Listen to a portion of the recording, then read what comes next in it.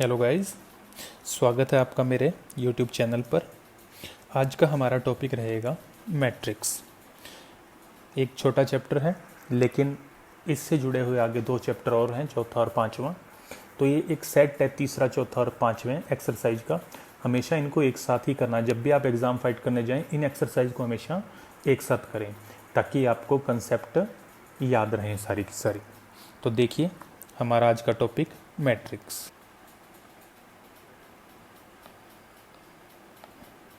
Chapter number 3, अव्यूह। हिंदी में इसको बोलते हैं अव्यूह और इंग्लिश में इसको बोलते हैं मैट्रिक्स। मैं इसको मैट्रिक्स के नाम से ही बार बार संबोधित करूंगा। इसका इंट्रोडक्शन कुछ ऐसा है। मान लीजिए कि 3 व्यक्ति हैं, राधा, मोहन और श्याम, और हम उनके पास पेन, पेंसिल और स्केल की संख्या को नोट कर रहे हैं। और इंक्वायरी करने पे पता लगा कि राधा के पास 2 पेन है, कोई भी पेंसिल नहीं है, और 3 स्केल है।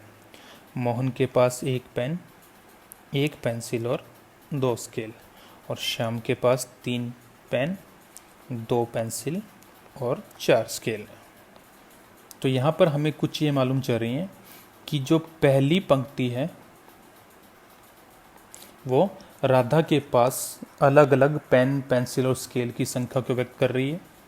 दूसरी पंक्ति जो है वो मोहन के पास पेन, पेंसिल और स्केल की संख्या को व्यक्त कर रही है। और तीसरी पंक्ति जो है वो श्याम के पास पेन, पेंसिल और स्केल की संख्या को व्यक्त कर रही है। इसी हिसाब से पहला स्तंभ जो है वो पेन की संख्या को व्यक्त कर रहा है, अलग अलग राधा, मोहन और श्याम के पास। दूसरा स्तंभ जो है वो पेंसिल की संख्या को व्यक्त कर रहा है, और तीसरा स्तंभ जो है वो स्केल की संख्या को व्यक्त कर रहा है। पंक्ति से मेरा अभिप्राय इन ऊर्ध्वाधर मानों से है, क्षैतिज मानों से है।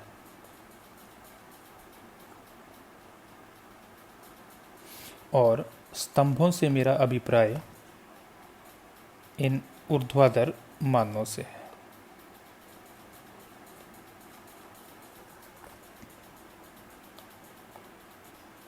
कुल मिलाकर मैंने एक वर्ग के रूप में कुछ इन्फॉर्मेशन लिखने की कोशिश की है। इस आयताकार या वर्गाकार इन्फॉर्मेशन को ही मैट्रिक्स कहा जाता है। तो मैट्रिक्स की जो परिभाषा बनती है वो कुछ ये ऐसे बनती है कि अवयवों या संख्याओं के आयताकार विन्यास को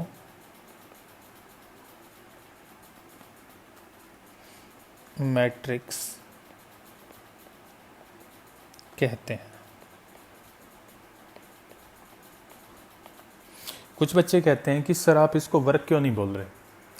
तो मेरा उसके लिए जवाब होता है कि प्रत्येक वर्ग एक आयत ही होता है पहले, लेकिन प्रत्येक आयत एक वर्ग नहीं हो सकता। अतः आयताकार और वर्गाकार नामों में से चुनाव करने के लिए हम लोग आयताकार विन्यास के नाम का ही चुनाव करते हैं। मैट्रिक्स में अवयव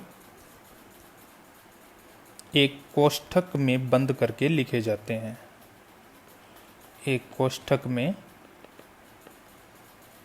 बंद करके लिखे जाते हैं। अभी मैं आगे इसको फिर से एक्सप्लेन करूंगा। प्रत्येक मैट्रिक्स को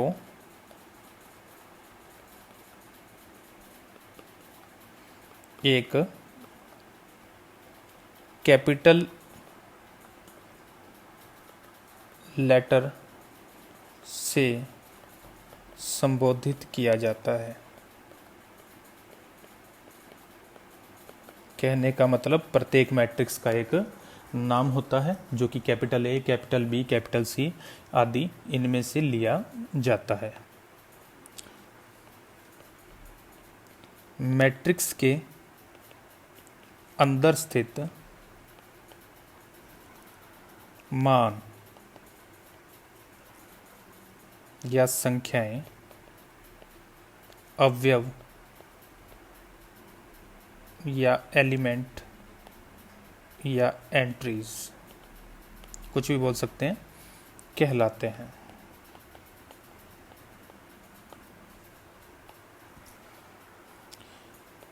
क्षैतिज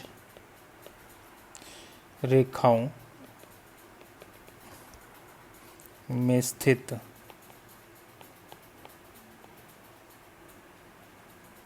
एलिमेंट्स की विन्यास पंक्ति या इंग्लिश में क्या बोल सकते हैं, रो कहलाती है। एवं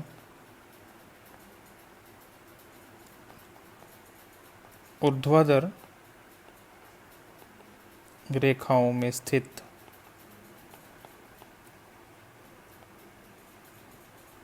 एलिमेंट्स की विन्यास स्तंभ, इंग्लिश में कॉलम कहलाती है। माफ़ी चाहूँगा, जैसे स्क्रीन के एंड में जाते हैं तो थोड़ा बहुत हैंडराइटिंग मेरी पूरा हो जाती है, क्योंकि मेरे पास कोई बेस नहीं रहता इसके साथ। और आखिरी बात, कोष्ठक के बाहर दाईं और नीचे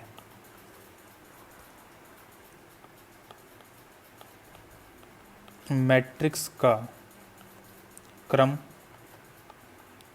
या कोटि, यानी कि इंग्लिश में बोलते हैं उसको ऑर्डर, लिखा जाता है, जो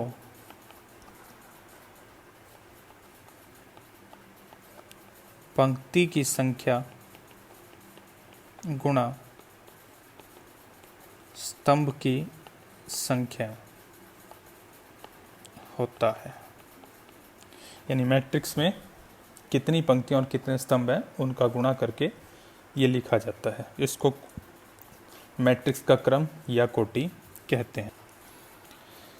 इन सभी बातों के आधार पर हमने जो ऊपर राधा मोहन और श्याम वाला एग्जाम्पल लिया है, तो मैट्रिक्स का रूप कुछ इस प्रकार होता है। पहले तो वो जो संख्याएं लिखी थी मैंने 2 3 4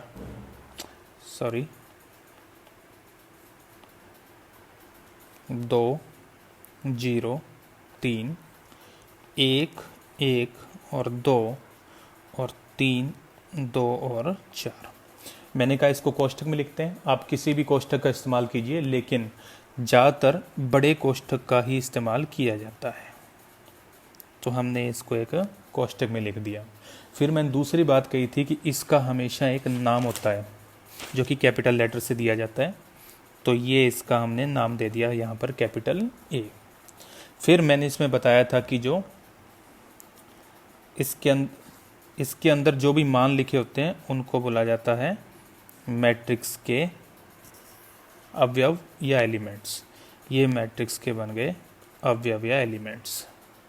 फिर इसमें मैंने ये कहा था कि जो क्षैतिज रूप में जो सूचनाएं लिखी हुई हैं, क्षैतिज रूप में जो सूचनाएं लिखी होती हैं उनको क्या बोलते हैं हम लोग, पंक्ति, जिनका नामकरण किया जाता है R1 R2 और R3 से।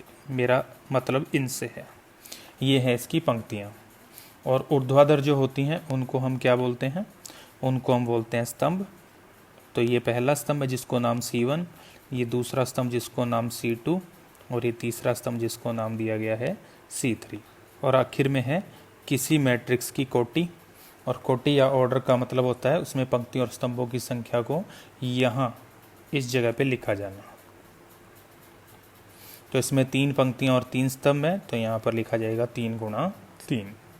इसमें विशेष बात कि जो पहली संख्या होती है इस मैट्रिक्स में, तो ये 3 और 3 ही है, तो पहली संख्या का मतलब होता है पंक्तियों की संख्या को व्यक्त करता है, पंक्तियों की संख्या को, और दूसरा 3 किसको व्यक्त करता है?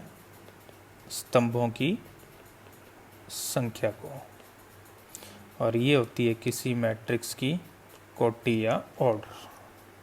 तो इस प्रकार से मैट्रिक्स को लिखने का या व्यक्त करने का जो सिस्टम है वो आपके ठीक सामने है, और इसको हमेशा इसी प्रकार ही व्यक्त किया जाता है। इस आधार पर मैं ये कह सकता हूँ, मैं आगे बता रहा हूँ कि एक m गुणा n कोटि की मैट्रिक्स का सामान्य रूप निम्न होता है।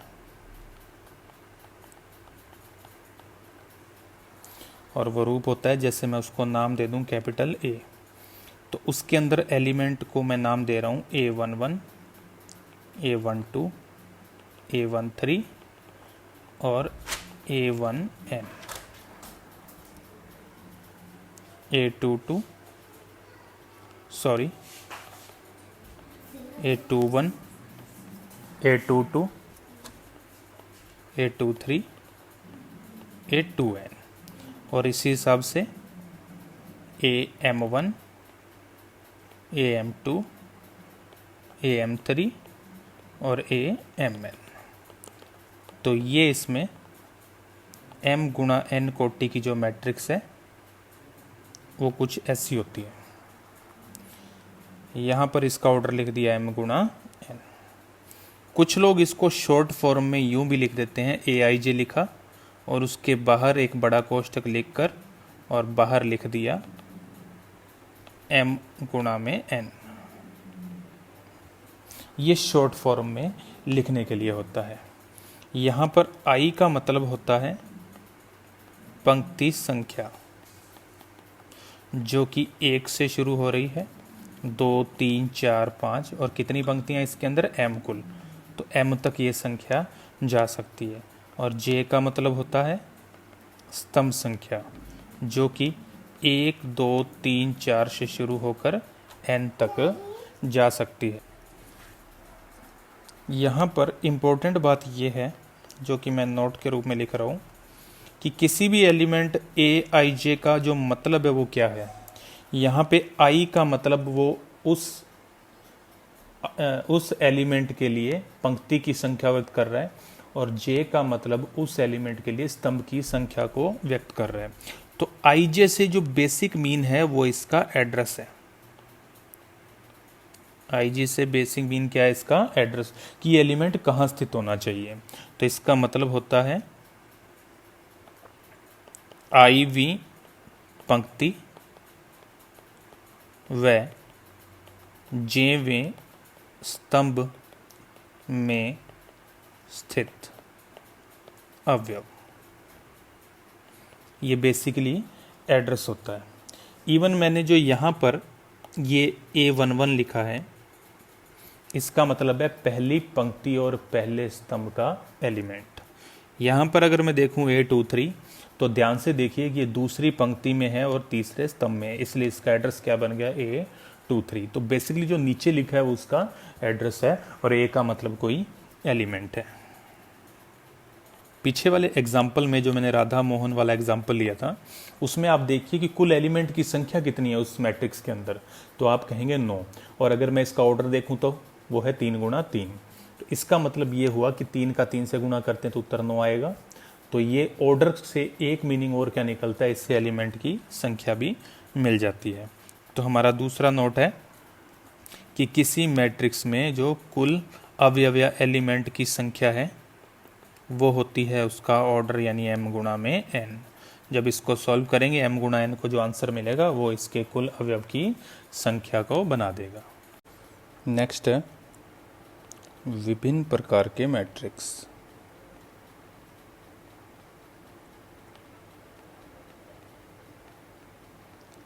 जो जो इम्पोर्टेंट होंगे या जिन पर स्पेशल फोकस करने की ज़रूरत है उनके बारे में बोलता रहूँगा आपको बार बार। इनके अंदर पहला है पंक्ति मैट्रिक्स। नाम से स्पष्ट है, ऐसा मैट्रिक्स जिसमें केवल एक ही पंक्ति हो।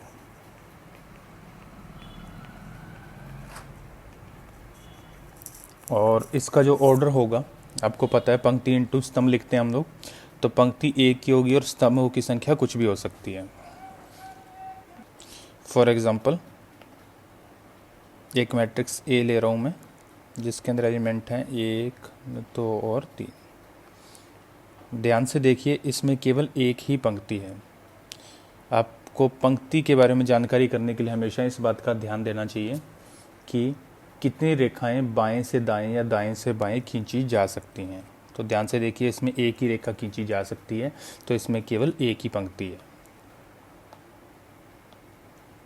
तो एक पंक्ति, और कितनी रेखाएं ऊपर से नीचे खींची जा सकती हैं वो स्तंभों की संख्या बनाएगा। ये देखिए, जिसमें सारे एलिमेंट हो जाएं कवर, तो आपको 3 रेखाएं खींचनी पड़ेंगी, तो इसके अंदर 3 स्तंभ होंगे। तो एक पंक्ति और 3 स्तंभ। दूसरा है स्तंभ मैट्रिक्स। स्तंभ मैट्रिक्स से मेरा मतलब जिसमें केवल एक ही स्तंभ हो। Very easy. और इसका जो ऑर्डर होगा, पंक्तियों की संख्या कुछ भी हो सकती है लेकिन स्तंभ की संख्या एक होगी, तो इसका ऑर्डर m गुणा 1 के जैसा होगा। फॉर एग्जाम्पल मैं एक मैट्रिक्स B ले रहा हूँ जिसके अंदर एलिमेंट हों 1, 2 एंड 3। ध्यान से देखिए, इसमें बाएं से दाएं जो रेखाएं खींची जाएंगी जिससे सारे एलिमेंट कवर हो जाएंगे वो 3 है। तो इसका मतलब इसमें पंक्तियों की संख्या बनेगी 3। और अगर मैं ऊपर से नीचे रेखाएं खींचने की बात करूं तो एक ही रेखा खींची जा सकती है जिससे तीनों एलिमेंट हो जाएंगे कवर, इसलिए इसमें स्तंभों की संख्या बन जाएगी 1। तो ये स्तंभ मैट्रिक्स का एक एग्जाम्पल हो गया। इस हिसाब से ऑर्डर निकालना भी आप सीख सकते हैं। तीसरा जो टाइप है वो है शून्य मैट्रिक्स।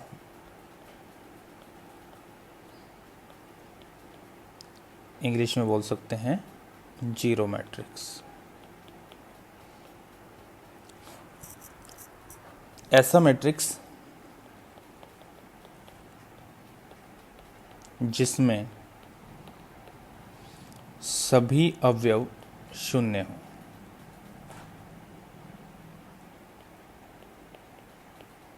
नाम से स्पष्ट है कि ऐसा मैट्रिक्स जिसमें सभी अवयव शून्य हो। और इसे व्यक्त करने के लिए एक सिंपल सा मेथड है। इसे व्यक्त करने के लिए हम लोग जीरो का प्रयोग करते हैं। थोड़ा सा डार्क कर लेना चाहिए, का प्रयोग करते हैं। फॉर एग्जाम्पल मैं एक मैट्रिक्स लिख रहा हूँ 2 गुणा 2 ऑर्डर की, जिसमें सारे एलिमेंट जीरो हैं, तो इसको व्यक्त कर सकते हैं जीरो से। एक मैट्रिक्स 2 गुणा 3 ऑर्डर की, यानी 2 पंक्तियां होंगी और 3 स्तंभ होंगे, ये भी एक जीरो मैट्रिक्स है।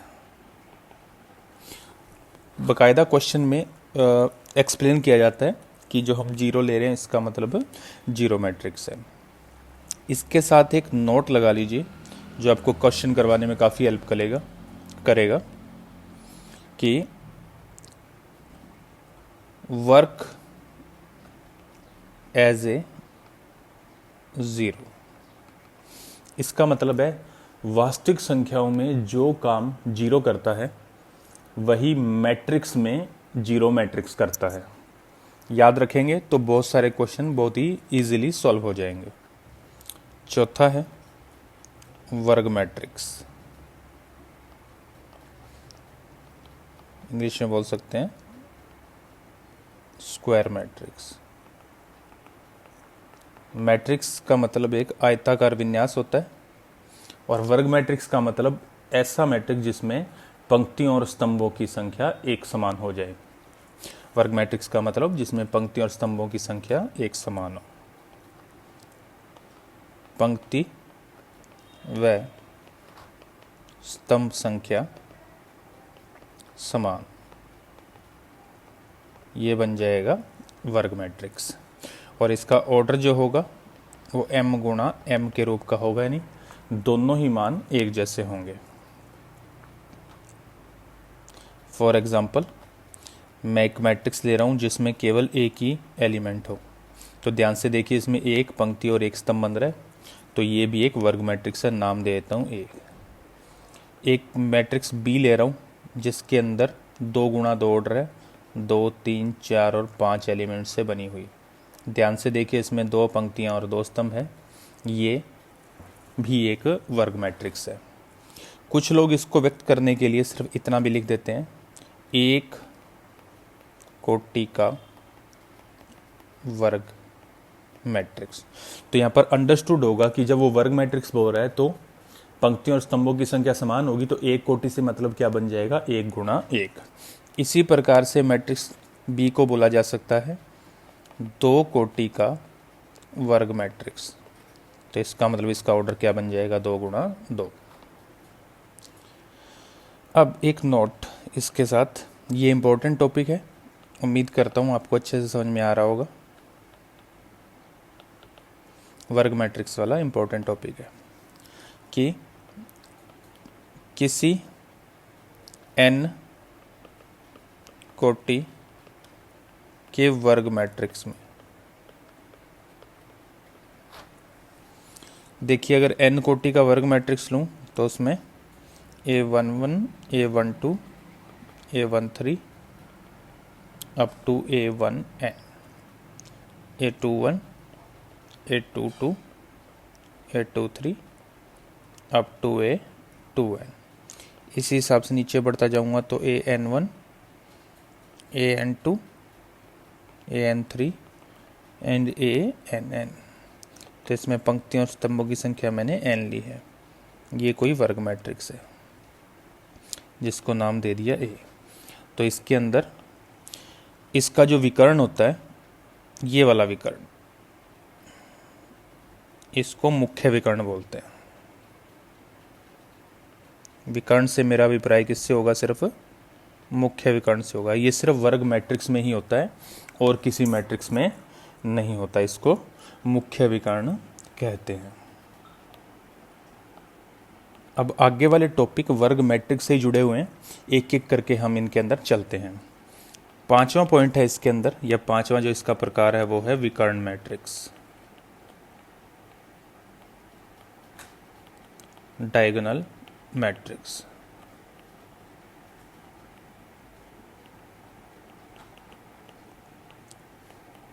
नाम से स्पष्ट है कि इसमें विकर्ण की बात होगी। तो ऐसा वर्ग मैट्रिक्स जिसमें मुख्य विकर्ण के अतिरिक्त अन्य अवयव शून्य हो, अन्य अवयव शून्य हो, यानी सिर्फ जो मुख्य विकर्ण है उसमें ही कोई ना कोई एलिमेंट होगा, उसके अलावा सारे एलिमेंट जीरो होंगे। लेकिन बताया कि वर्ग में ही विकर्ण की बात की जाएगी, इसलिए ऐसा वर्ग मैट्रिक्स जिसमें मुख्य विकर्ण के अतिरिक्त अन्य अवयव शून्य हो विकर्ण मैट्रिक्स कहलाता है। मैं एग्जांपल ले रहा हूँ, जैसे मैंने लिया 2, 0, 0 और 3। ध्यान से देखिए, इसमें मुख्य विकर्ण को छोड़ दूं तो बाकी उसके अलावा जो भी एलिमेंट बच रहे हैं वो 0। तो ये 2 गुणा 2 ऑर्डर का एक विकर्ण मैट्रिक्स है, मैट्रिक्स को नाम दिया ए। इसी हिसाब से मैं 3 गुणा 3 ऑर्डर का एक मैट्रिक्स ले रहा हूँ,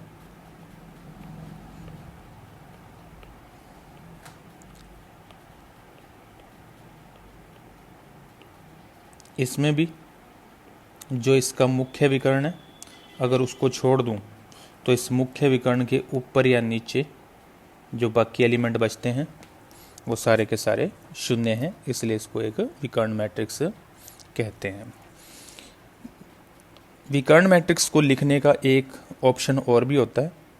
कुछ लोग इसको यूं भी लिखते हैं, DIAG, डायगोनल से लिया ये विकर्ण, और उसके अंदर लिख देते हैं 2,3। इसका मतलब है इसमें दो ही एलिमेंट लिखे हैं 2,3, तो ये 2 गुणा 2 की एक वर्ग मैट्रिक्स है जिसके विकर्ण में एलिमेंट हैं 2 और 3। इसी हिसाब से बी को अगर लिखना हो तो DIAG, डायगोनल, इसके अंदर 3 एलिमेंट लिखे जाएंगे, 2, -1 और -3। तो कुछ लोग इसको इस हिसाब से व्यक्त करते हैं, तो आपको इसके बारे में नॉलेज होना चाहिए। अगला है, इसी से रिलेटेड विकर्ण मैट्रिक्स समझ में आ गया तो अदिश मैट्रिक्स। अदिश मैट्रिक्स यानी कि स्केलर मैट्रिक्स।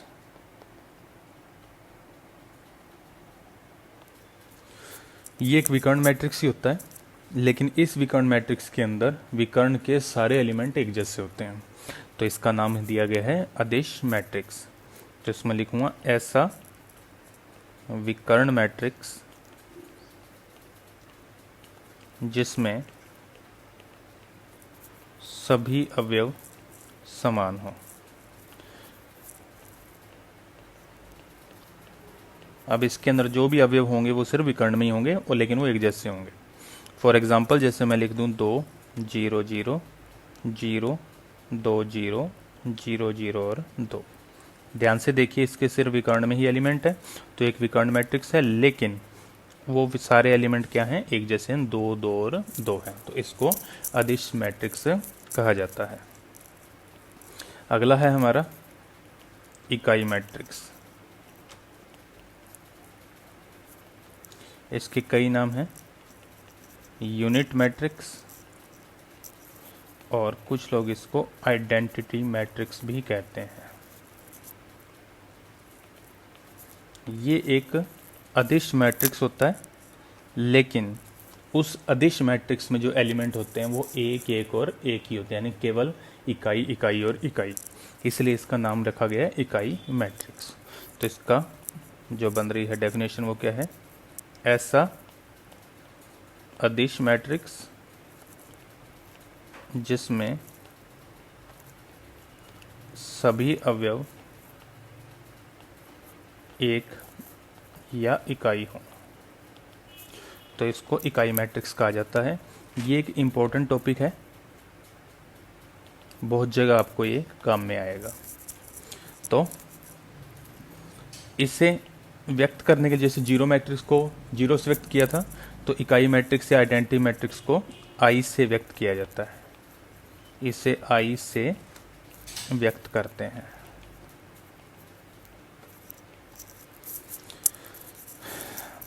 जैसे मैं एक मैट्रिक्स लिख रहा हूँ 2 कोटि की, जिसमें मुख्य विकर्ण के अंदर एक एक है, तो ये एक 2 कोटि की इकाई मैट्रिक्स है। इसको I2 से व्यक्त करते हैं। 2 का मतलब होगा 2 कोटि, और 2 कोटि से मतलब ये वर्ग मैट्रिक्स है, तो 2 गुणा 2 इसकी कोटि बन जाएगी। इसी हिसाब से अगर I3 लिखना चाहूँ तो उसमें 3 पंक्तियाँ और 3 स्तंभ वाली एक विकर्ण मैट्रिक्स लिखूंगा या अदिश मैट्रिक्स लिखूंगा, जिसके अंदर मुख्य विकर्ण के अवयव एक एक एक होंगे, ये 3 गुणा 3 कोटि की। अब इसके साथ एक नोट लिख लीजिए कि वर्क एज ए 1। जैसे जीरो मैट्रिक्स के बारे में बताया था कि वो मैट्रिक्स के जोड़ बाकी गुणा के अंदर जीरो के जैसे काम करती है, वैसे ही ये मैट्रिक्स के अंदर एक के जैसे काम करती है। जैसे वास्तविक संख्या में जो रोल एक का होता है, वही रोल इसका भी होता है। अगला जो पॉइंट है वो है मैट्रिक्स की इक्वलिटी से, मैट्रिक्स की समानता, इक्वलिटी ऑफ अ मैट्रिक्स। आपकी 3.1 एक्सरसाइज के बहुत सारे क्वेश्चन इसी कंसेप्ट से सॉल्व होंगे। तो इसके अंदर दो मैट्रिक्स ए व बी समान यानी कि बराबर की बात कर रहा हूँ कहलाते हैं यदि उनकी कोटियाँ यानी उनके जो ऑर्डर हैं और संगत अवयव समान हो।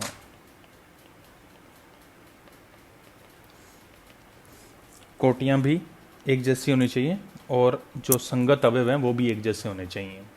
ये जरूरी नहीं है कि मैट्रिक्स के अंदर वाले सारे के सारे एलिमेंट एक जैसे हैं, उनका जो ऑर्डर है यानी वो जिस जगह पर हैं वो जगह पर भी वो दोनों एक समान होने चाहिए, तो ये मैट्रिक्स इक्वल कहलाती हैं, अदरवाइज इक्वल नहीं कहलाती हैं। मैं इसमें दो एग्जांपल ले रहा हूँ जिससे आपको ये मैटर अच्छी तरीके से समझ में आ जाए। अभी जो मैंने एग्जांपल लिए उसमें देखिए जो पहले दो मैट्रिक्स मैंने लिखे हैं उनका ऑर्डर 2 गुणा 2 है और बाद वालों का भी ऑर्डर 2 गुणा 2 है। यहाँ तक तो ये इक्वल शो हो रहे हैं। अब जो पहला एग्जाम्पल जो मैंने लिया है उस एग्जाम्पल में आप देखिए कि उसमें ऐसा लग रहा है कि एलिमेंट तो एक जैसे हैं, 2 2 -2 और -2, लेकिन ध्यान से देखिए कि ये वाले एलिमेंट बिल्कुल एक जैसे हैं, ये होते हैं संगत अवयव यानी इनका एड्रेस एक जैसा होना चाहिए। क्या ये वाले एलिमेंट एक जैसे हैं? तो आप कहेंगे नहीं है। तो अगर ये एलिमेंट एक जैसे नहीं है तो हमें आगे बढ़ने की ज़रूरत ही नहीं है, ये दोनों मैट्रिक्स समान नहीं है।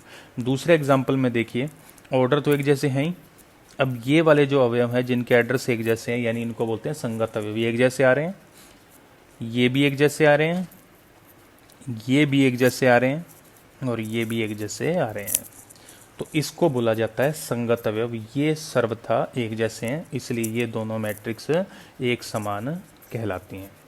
तो यहाँ से मेरा अभिप्राय क्या होगा कि अगर कोई दो मैट्रिक्स एक समान हैं तो हम कह सकते हैं कि उनके ऑर्डर और उनके संगत अवयव समान होंगे, और यदि किन्हीं दो मैट्रिक्स के कोटियाँ या ऑर्डर और संगत अवयव समान हों तो हम कह सकते हैं कि वे दोनों मैट्रिक्स एक समान होंगे।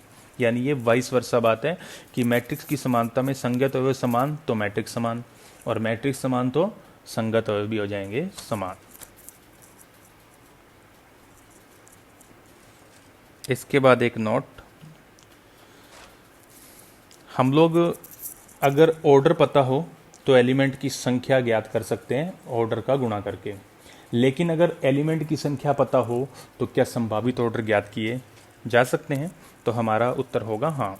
तो मैं इस नोट में लिख रहा हूं कि यदि किसी मैट्रिक्स में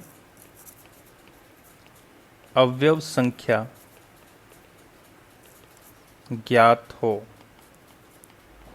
तो संभावित क्रम या कोटि ज्ञात करना। तो इसके लिए मैं एक छोटा सा एग्जांपल ले रहा हूं कि मान लीजिए कि किसी मैट्रिक्स में 6 अवयव हैं, मुझे नहीं पता उसकी कोटि क्या है, तो मैं उसकी कोटियाँ ज्ञात करने की कोशिश करता हूँ।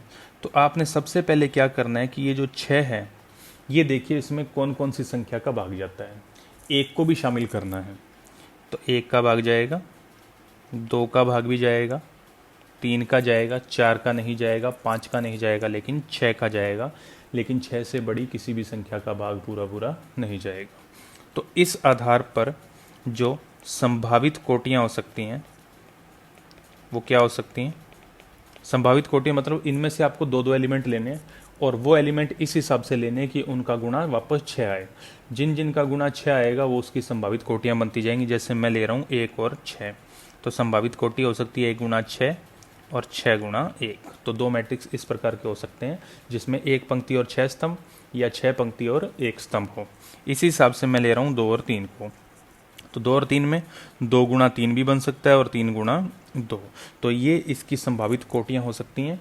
उम्मीद करता हूँ आपको ये टॉपिक समझ में आ गया होगा। अब हम इसकी जो एक्सरसाइज है उसकी तरफ बढ़ते हैं। प्रश्नमाला 3.1, जिसका पहला क्वेश्चन है कि एक मैट्रिक्स दे रखा है ए, लिखा है ए आई जे, इसके बाहर लिखा हुआ है 2 गुणा 4 और हमसे इसमें जो एलिमेंट की संख्या है वो पूछी जा रही है। तो हम इसके अगर कोटि का गुणा कर लें आपस में तो कितना आ रहा है 8, ये इस मैट्रिक्स के अंदर एलिमेंट की संख्या बन जाएगी।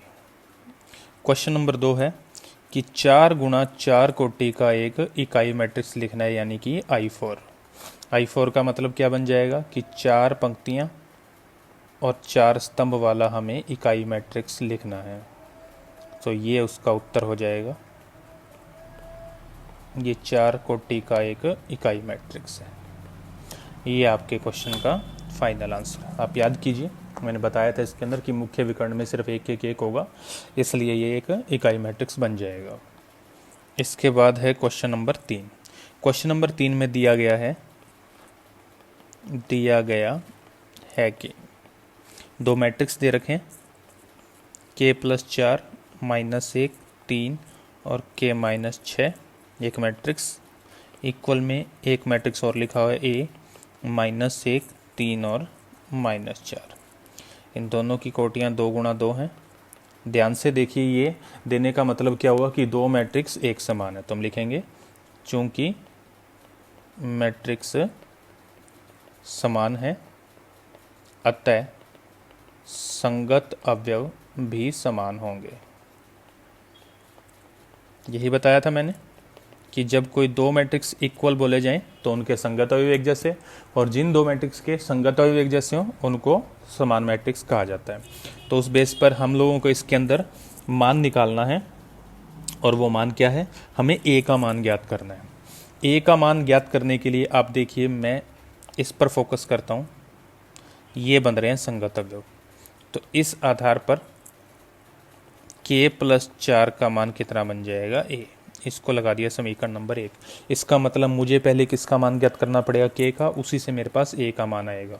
और K का मान ज्ञात करने के लिए मैं इन एलिमेंट के ऊपर फोकस कर रहा हूँ, तो ये भी इक्वल बनेंगे क्योंकि मैट्रिक्स एक समान है। तो यहाँ से K-6 इक्वल बन जाएगा -4। इसको हल करते हैं तो K का मान आ जाएगा +2, और ये मान रख देंगे समीकरण नंबर 1 में। और जब ये मान समीकरण नंबर 1 में रखेंगे तो A का मान बन जाएगा 6, जो कि आपके क्वेश्चन का फाइनल आंसर होगा। क्वेश्चन नंबर 4 में लिखा हुआ है कि 6 अवयव वाले मैट्रिक्स के संभावित क्रम क्या होंगे। ये पहले ही बता चुका हूँ मैंने, जो एग्जाम्पल लिया था कि अगर जिसमें 6 अवयव होंगे तो उसके जो संभावित क्रम बनेंगे 1 गुणा 6, 6 गुणा 1, 2 गुणा 3 और 3 गुणा 2। ये आसान टॉपिक है, ज़्यादा टेंशन लेने की ज़रूरत नहीं है। क्वेश्चन नंबर 5 में हमें 2 गुणा 2 कोटि का एक मैट्रिक्स ए ज्ञात करना है, जिसके एलिमेंट होंगे ए आई जे। इसकी कोटि क्या होनी चाहिए, 2 गुणा 2, यानी इसमें 2 पंक्तियां और 2 स्तंभ। तो इसका जो एलिमेंट का एड्रेस बनेगा वो बनेगा A11, A12, A21 और A22। हमें इस मैट्रिक्स को ज्ञात करना है, तो हमें ये अंदर वाले एलिमेंट की जरूरत पड़ेगी। और इन एलिमेंट को ज्ञात करने के लिए इसके अंदर जो फर्स्ट क्वेश्चन दिया है उसमें लिखा है कि ए आई जे का मान आपको इस सूत्र से ज्ञात करना है, 2i - j upon 3i + j। तो आप ध्यान से देखिए, मुझे जो एलिमेंट निकालने हैं वो निकालने हैं A11, A12, A21 और A22। इन एलिमेंट का मान ज्ञात करने के लिए आप पहले आई जे वाला जो सूत्र है उस पर फोकस करें और इसमें फोकस करें, तो इसमें आपको पता लगेगा कि आई और जे का मान 1 है। वो हम इस सामने वाले सूत्र के अंदर रख देंगे। इस सूत्र में मान रखूँगा तो आएगा 2 गुणा 1 - 1 बटे में 3 गुणा 1 और प्लस में 1। जिसको हल करते हैं तो 2 - 1 बटे 3 + 1, उत्तर बन जाएगा 1/4। इसी आधार पर अगले पार्ट में A12 यानी आई का मान 1 है और जे का मान 2 है। ये मान रखे मैंने, आई का मान 1 और जे का मान 2। तो ऊपर बनेगा 2 - 2 यानी 0 और बटे में बन जाएगा 5। ओवरऑल आंसर क्या बन जाएगा, 0। A21 का मतलब आई का मान 2 और जे का मान 1। तो आई का मान 2 और जे का मान 1, आई का मान 2 और जे का मान 1। तो 4 में से 1 गया तो 3 और 6 में 1 जोड़ा तो 7, तो उत्तर बन जाएगा 3/7। ए 2 का मतलब आई और जे का मान लेना है 2 2, तो 2 गुणा 2 माइनस 2 बटे में 3 गुणा 2 प्लस में 2। ऊपर आएगा 4 में से 2 गया तो 2, नीचे 6 और 2 8, तो उत्तर बन जाएगा 1/4। ये जो सारे एलिमेंट हैं ये समीकरण 1 में रख देते हैं, तो हमारे पास जो मैट्रिक्स हमें चाहिए वो मैट्रिक्स ए क्या आ जाएगी, वो आ जाएगी 1/4 0 3/7 और 1/4। इस हिसाब से हमें ये वाले क्वेश्चन हल करने हैं। तो उम्मीद करता हूँ ये आपको आसान लगेगा। अगले क्वेश्चन के लिए ए आई जे का जो सूत्र दिया गया है वो है आई प्लस 2j का होल स्क्वायर और बटे में 2i। इसमें भी हमें यही चारों मान ज्ञात करने हैं और वही आई और जे का मान इसके अंदर मैं पुट करता हूँ। पहले के लिए आई और जे का मान 1 है, तो 1 प्लस 2 गुणा में 1 ऊपर स्क्वायर है और बटे में 2 गुणा में 1, तो ऊपर बनेगा 3 का स्क्वायर यानी कि 9 और बटे में आ जाएगा 2। फिर A12 में i का मान 1 और j का मान 2, ऊपर का स्क्वायर और बटे में 2 गुणा में 1, ऊपर बनेगा 5, 5 का स्क्वायर 25 और 25 बटे में 2। 821 का मतलब i का मान 2 और j का मान 1, ऊपर स्क्वायर और नीचे i का मान रख दिया 2। ऊपर आएगा 4, 4 का वर्ग 16 और 16 बट्टे में 4 लिखूँगा तो उत्तर बन जाएगा 4। A22 का मतलब बन जाएगा i और j का मान 2 2, तो 2 प्लस 2 गुणा में 2 ऊपर स्क्वायर और बट्टे में 2 गुणा में 2। ऊपर आएगा 4 और 2 6 का स्क्वायर यानी कि 36 और नीचे आएगा 4, यानी आंसर बन जाएगा ओवरऑल 9। ये चारों मान जब मैं समीकरण 1 में रखूँगा तो जो मुझे मैट्रिक्स चाहिए वो मैट्रिक्स कुछ इस प्रकार बनेगी। मैट्रिक्स ए बन जाएगी 9/2 25/2 4 और 9। ये आपके क्वेश्चन का फाइनल आंसर बना देगी। इसी हिसाब से अगला क्वेश्चन है थर्ड पार्ट। ए आई जे का सूत्र है 2i माइनस 3j और यही हमें चारों वैल्यू वापस निकालनी है। तो A11 की वैल्यू आएगी 2 × 1 माइनस 3 × 1। A12 की वैल्यू आएगी 2 × 1 माइनस 3 × 2। A21 बन जाएगा 2 × 2 माइनस 3 × 1। आई और जे के मान के हिसाब से उस ऊपर वाले सूत्र में रखते जाएंगे और ये आएगा 2 × 2 माइनस 3 × 2। इनको सॉल्व करते हैं, 2 में से 3 गया -1, 2 में से 6 गया -4, 4 में से 3 गया +1 और 4 में से 6 गया तो -2। ये चारों मान समीकरण नंबर 1 में रखते हैं तो हमारे को जो मैट्रिक्स चाहिए वो मैट्रिक्स आ जाएगी। मैट्रिक्स ए बन जाएगी -1 -4 1 और -2। ये आपके क्वेश्चन का आंसर बन जाएगा। क्वेश्चन नंबर 6 भी ऐसा ही है। उसके अंदर हमें एक मैट्रिक्स ए ज्ञात करनी है जो कि ए आई जे टाइप के एलिमेंट से बनी है और जिसका ऑर्डर है 2 गुणा में 3। ये क्वेश्चन नंबर 5 के जैसा ही है। तो यहाँ पर अब जो एड्रेस के हिसाब से एलिमेंट बनेंगे वो बनेंगे 2 पंक्तियाँ और 3 स्तंभ में। पहली पंक्ति पहले स्तंभ का A11 A12 A13 ये पहली पंक्ति के एलिमेंट है। इसी हिसाब से A21 A22 और A23 ये दूसरी पंक्ति के एलिमेंट है। और ध्यान से देखिए इसमें 3 स्तंभ बन रहे हैं। तो ये हम लोगों को मान ज्ञात करने हैं और इन मानों को ज्ञात करने के लिए हमें जो सूत्र दिया गया है ए आई जे जिससे एलिमेंट मिलेंगे वो है 1/2 फिर मोड 2i माइनस 3j का मोड बंद। तो इस आधार पर हमें जो एलिमेंट चाहिए वो है A11 A12 A13 A21 A22 और A23। इन एलिमेंट का मान हम लोगों को ज्ञात करना है। इन एलिमेंट का मान ज्ञात करने के लिए मान A11 का मतलब बनेगा i और j का मान 1 इस सूत्र में रखा 2 गुणा 1 माइनस 3 गुणा 1। A12 का मतलब i का मान 1 और j का मान 2। यहाँ पर i का मान 1 और j का मान 3। यहाँ पर i का मान 2 लेकिन j का मान 1।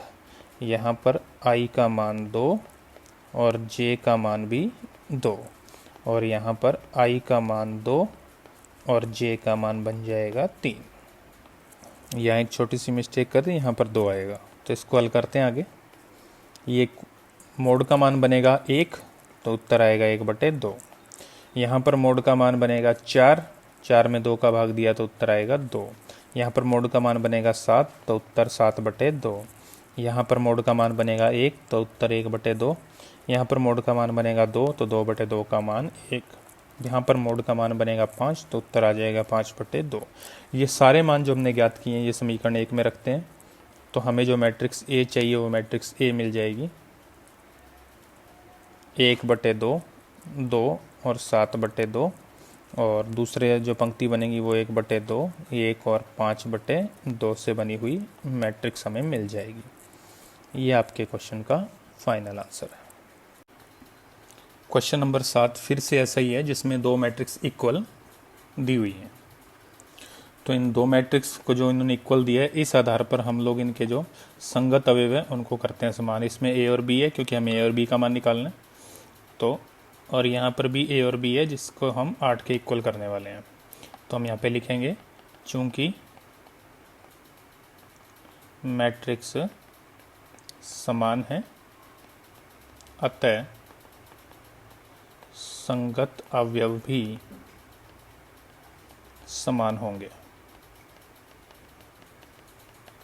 इस आधार पर a प्लस बी इक्वल बनेगा 6, इसको समीकरण 1 लगाया, और ए बी इक्वल बन जाएगा 8, जिसको समीकरण नंबर 2 लगा दिया।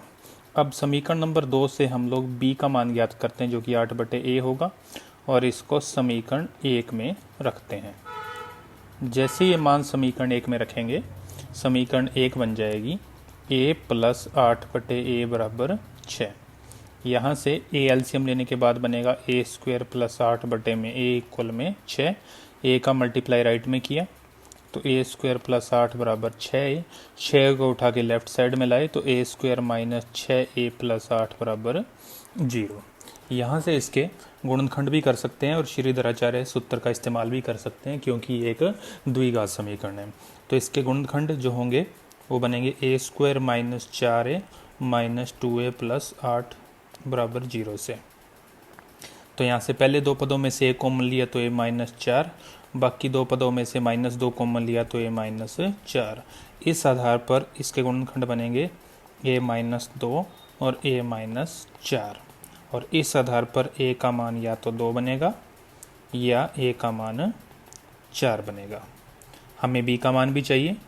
जब a बराबर 2 तो समीकरण 2 से हम b का मान निकालते हैं, वो आएगा 8/2 यानी कि 4। और जब a बराबर 4 तो वही समीकरण 2 से हम फिर से b का मान निकालते हैं, वो आएगा 8/4 यानी कि 2। तो ये आपके क्वेश्चन का फाइनल आंसर बन जाएगा। क्वेश्चन नंबर 8 में फिर से 2 मैट्रिक्स इक्वल दी गई हैं, तो हम लोग इनके उसी बात पे फिर से चलते हैं। चूंकि मैट्रिक्स समान है अतः संगत अवयव भी समान होंगे।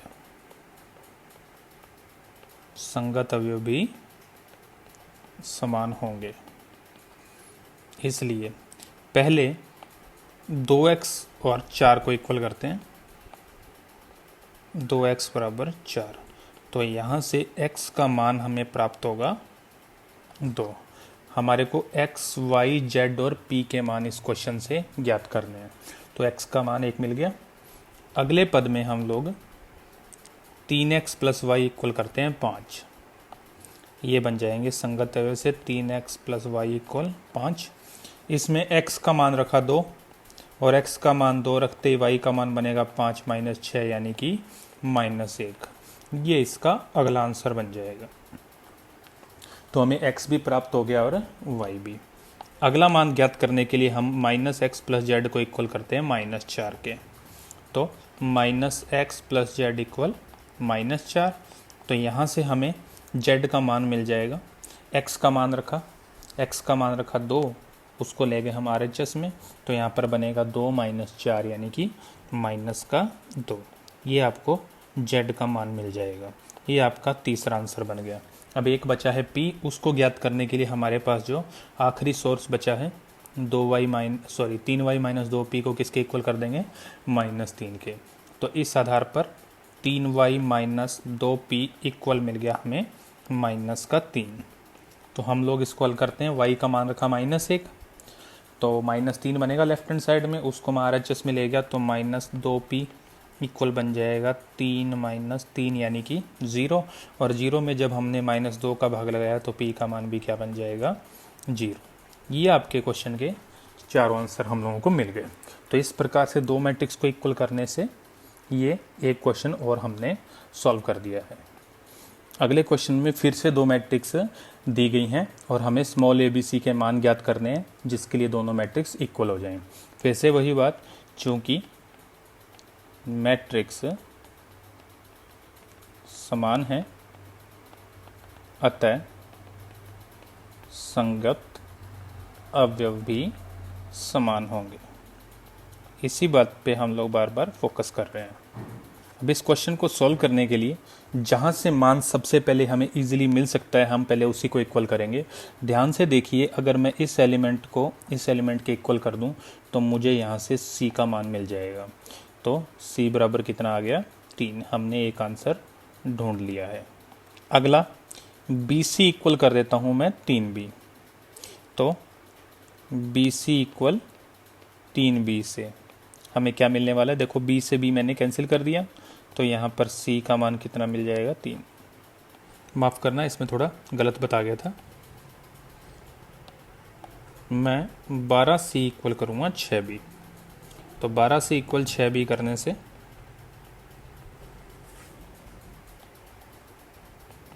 12c इक्वल 6b करने से ध्यान से देखिए, यहाँ से c का मान बन जाएगा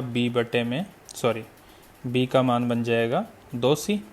तो यहाँ से b का मान बन जाएगा, c का मान 3 रखने से 6। ये हमें दूसरा मान भी मिल गया। और अंत में a का मान ज्ञात करने के लिए हम लोग इन दोनों को इक्वल कर रहे हैं। तो इन दोनों को इक्वल करने से a - 2 बराबर क्या बन जाएगा, b।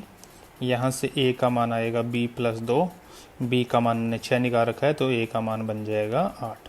तो इस हिसाब से आपको तीनों के तीनों कांस्टेंट जो ज्ञात करने थे उनका मान ज्ञात हो जाएगा।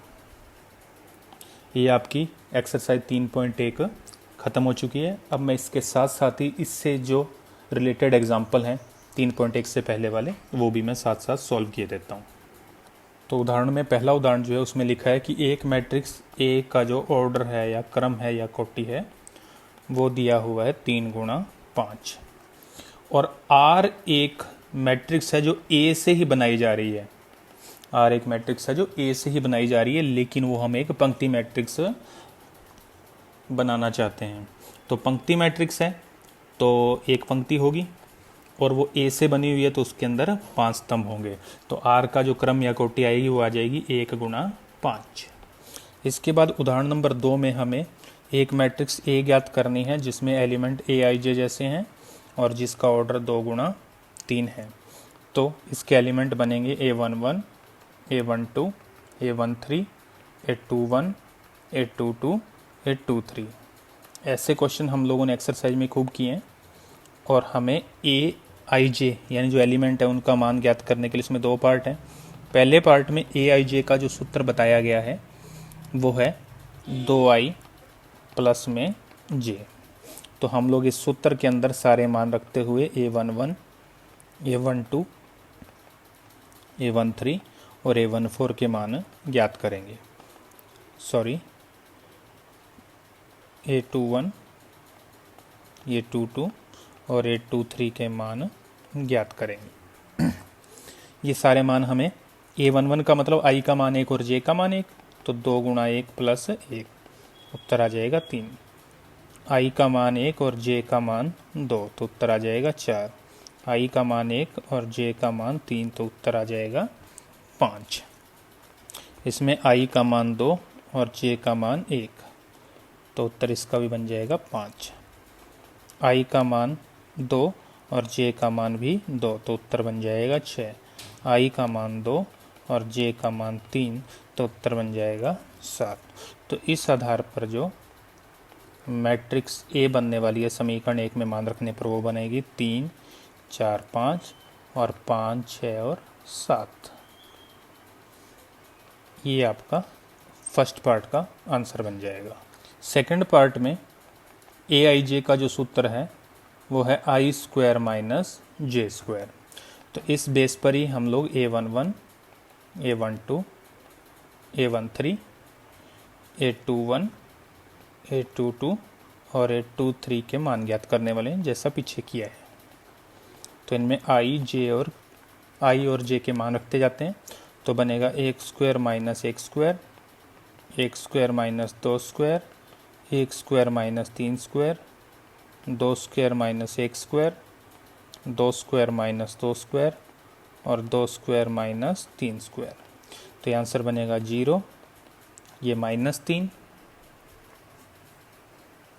फिर -8, फिर प्लस का 3, फिर 0 और फिर आ जाएगा -5। इस आधार पर जो मैट्रिक्स है वो क्या बन जाएगी, वो बन जाएगी 0, -3, -8, 3, 0 और -5। ये आपके क्वेश्चन का फाइनल आंसर बनेगा। ये था उदाहरण नंबर 2। उदाहरण नंबर 3 जो है आपका वो दो मैट्रिक्स की इक्वलिटी से रिलेटेड है।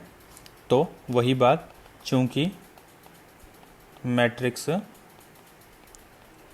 समान है अतः संगत अवयव भी समान होंगे। इस आधार पर हम लोग x, y और z के मान को ज्ञात कर देंगे। अब इक्वालिटी करने के लिए वही बात, जिससे सबसे आसानी से मान आ जाए, हम लोग वही काम करने वाले हैं। यहाँ पर x है और यहाँ पर ये इसके इक्वल आएगा 6 के। तो यहाँ से हमें x का मान मिल जाएगा। तो x + 3 = 6, जिसको हल करने पर x का मान आ जाएगा 3। ये आपके क्वेश्चन का फर्स्ट आंसर। फिर मैं इक्वल कर रहा हूँ y और इस -2 को, क्योंकि ये इसके बन रहे हैं संगत अवयव। तो y - 4 = -2। तो यहाँ से y का मान प्राप्त हो जाएगा 2। इसके बाद z का मान ज्ञात करने के लिए यहाँ z है और यहाँ पे 6, इनको भी हमने इक्वल किया। तो 6 बराबर बन जाएगा 2z। तो यहाँ से z का मान प्राप्त हो जाएगा 6/2 यानी कि 3। ये आपके क्वेश्चन का फाइनल आंसर बन जाएगा। अगला उदाहरण फिर से आपका मैट्रिक्स इक्वल होने वाला ही है और जिसके अंदर आपको फिर से मान ज्ञात करना, लेकिन इस बार आपको 4 मान ज्ञात करने हैं। तो आपको 4 समीकरण की आवश्यकता पड़ेगी। अब चूंकि मैट्रिक्स समान है अतः संगत अवयव भी समान होंगे। इस भाषा को लिखते हुए हम लोग आगे चलते हैं। तो यहाँ पर इक्वालिटी करने के लिए यहाँ पर 2x + y इक्वल आएगा 3 के। तो पहली समीकरण बनेगी 2x + y = 3। इक्वल 3 को उठा के लेफ्ट हैंड साइड में ले आए तो -3 = 0। ये इक्वेशन नंबर 1। इसी हिसाब से x y वाली जो दूसरी समीकरण है वो x - 2y, उसको इक्वल करूँगा 4 के। उसको 4 के इक्वल करने के बाद तो x - 2y इक्वल बनना चाहिए 4। 4 को उठा के लाया लेफ्ट साइड में तो -4 = 0। ये समीकरण नंबर 2। पहले हम इन दो समीकरणों को हल करते हैं और उससे x और y के मान ज्ञात कर लेंगे। तो इस युगपत समीकरण को हल करने के लिए आप किसी विधि का प्रयोग कर सकते हैं, विलोपन विधि, विस्थापन, विलोपन, प्रतिस्थापन, जो आपको अच्छा लगे। मैं ज़्यादातर ऐसे क्वेश्चन को वज्र गुणन विधि से ही हल करता हूँ। तो मैं वज्र गुणन से हल कर लेता हूँ। वज्र गुणन से हल करने पर तो यहाँ पर वज्र गुणन से हल करूँगा तो x, ये y और 1। उम्मीद करता हूँ आपको ये मेथड आता होगा। तो यहाँ पर x के नीचे बनेगा -4 -6, y के नीचे बनेगा -3 + 8 और 1 के नीचे बनेगा 4 + 1।